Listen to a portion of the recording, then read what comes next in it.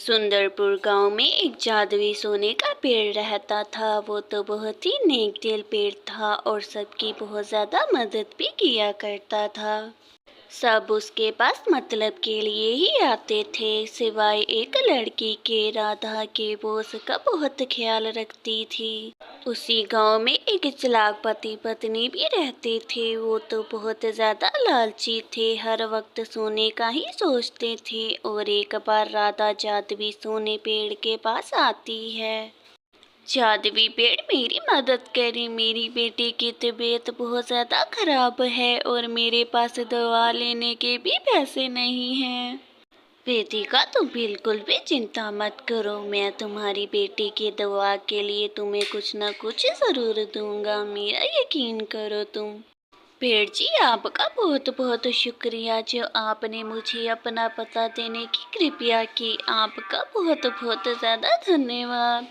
वेदिका तो सोने के पेड़ का जल्दी से धन्यवाद करती है और जल्दी से वो अपनी छोटी बेटी के पास घर चली जाती है। और उसकी बेटी कहती है, माँ, ये सोने का पत्ता आखिर आप कहाँ से लेकर आई हैं? हमारे सब रिश्तेदार तो हमारी तरह बहुत ज़्यादा गरीब हैं ना। हाँ बेटी, ये तो तुम बिल्कुल ठीक ही कह रही हो। ये किसी रिश्तेदार ने नहीं दिया है मुझे, ये मैं सोने के पेड़ से लेकर आई। माँ, मैंने तो कभी भी इस सोने के पेड़ के बारे में आपसे कभी भी पहले नहीं सुना। आप मुझे इसके बारे में कुछ बताएं तो। बेटी, वो एक सोने का पेड़ है जो हम जैसे गरीबों की मदद करता है। अब तुम मेरे साथ जल्दी से अस्पताल चलो। इतना कहते साथ ही वेदिका तो अपनी बेटी की जल्दी से दुआ लेकर आती है और कुछ ही दिनों में वो बिल्कुल ठीक हो जाती है।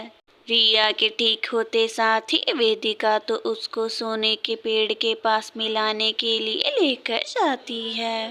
पेड़ जी, देखिए, आपकी मदद की वजह से मेरी बेटी की तबीयत अब बिल्कुल ठीक हो गई है। आपका बहुत बहुत धन्यवाद।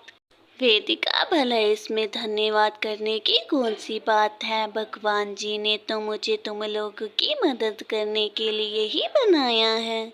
जादुई पेड़ जी, अगर उस दिन आपने मेरी मामा की मदद ना की होती तो आज मैं आपके सामने बातें ना कर रही होती। वेदिका तो इतना कहते साथ ही अपनी बेटी को लेकर वहां से चली जाती है और थोड़ी देर बाद ही वहां पर राधा आ जाती है।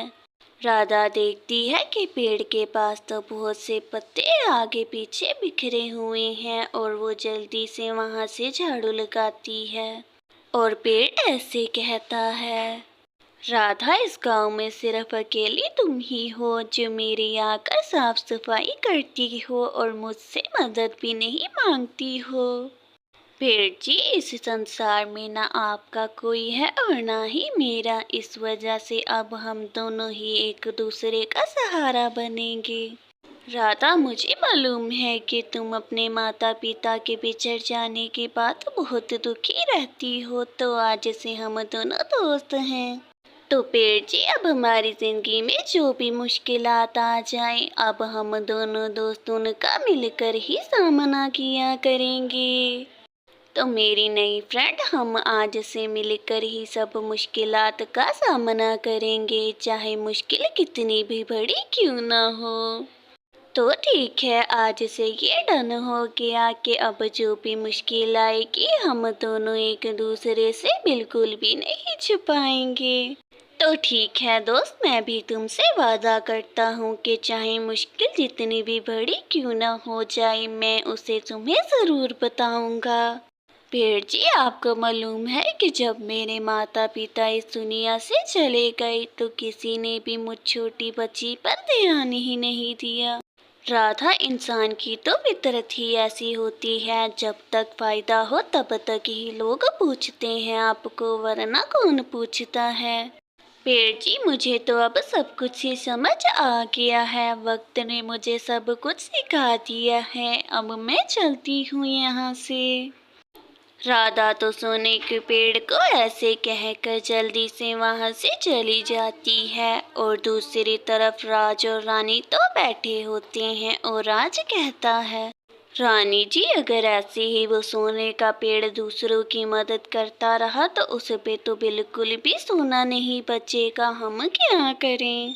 राजी, इसमें इतनी सोचने की क्या बात है। मुझे लगता है कि हमें उस पेड़ से सारा सोना उतार लेना चाहिए जल्द से जल्द।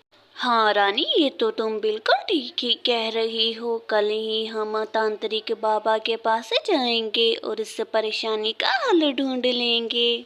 और फिर वो दोनों जल्दी से सो जाते हैं और कुछ देर बाद सुबह भी हो जाती है और वो दोनों तो जल्दी से तांत्रिक बाबा के पास जाते हैं।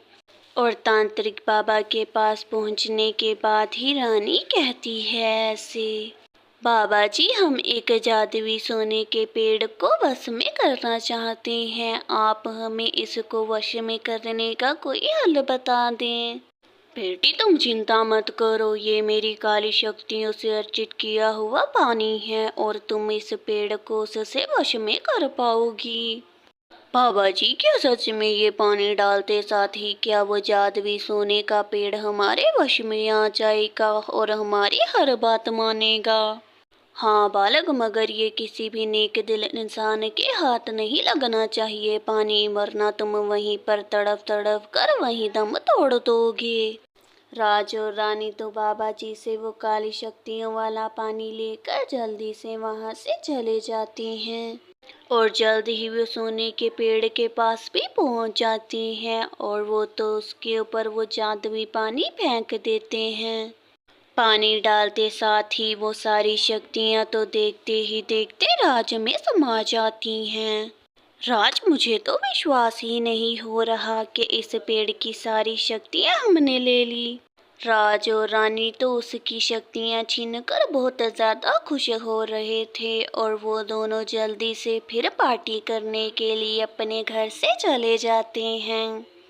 कुछ देर बाद जब राधा वहां आती है तो वो तो जादुई पेड़ को देखकर परेशान हो जाती है और फिर जादुई पेड़ उसको सब कुछ बताता है और वो बाबा जी के पास जाती है जल्दी से और कहती है ऐसे, बाबा जी, आज यहाँ पर मैं आपके पास अपने जादुई पेड़ के लिए आई हूँ। बाबा जी तो जल्दी से अपनी आंखें बंद करते हैं और उन्हें राज नजर आता है और जब वो मंत्र पढ़ते हैं तो फिर उन्हें सब कुछ ही समझ में आ जाता है और वो कहते हैं, बाबा जी तो राधा को हर एक बात विस्तार में बताते हैं और थोड़ी देर बाद राधा उनसे कहती है, बाबा जी, आप बिल्कुल भी चिंता मत करें, मैं बिल्कुल ऐसा ही करूँगी जाकर। राधा तो जल्दी से वहाँ से चली जाती है और जाकर राज के घर में उसको जल्दी से वो मटका भी मिल जाता है।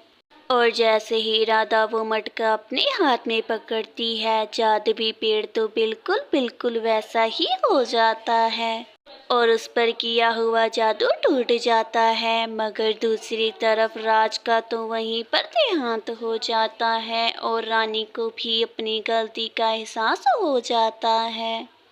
रानी तो वहीं पर बैठकर रोना शुरू कर देती है और कुछ देर बाद ही राधा पेड़ के पास जाती है। राधा जब पेड़ के पास जाती है तो उसे दोबारा वैसे देखकर वो तो बहुत ज़्यादा ही खुश हो जाती है और इस तरह जादुई पेड़ की और राधा की दोस्ती और भी गहरी हो जाती है और उसके बाद जादुई पेड़ गरीबों की वैसे ही मदद करता है। अब तो सारे गांव वाले भी जादुई पेड़ के पास आकर उससे बातें किया करते थे और जादुई पेड़ इसलिए बहुत खुश होता है।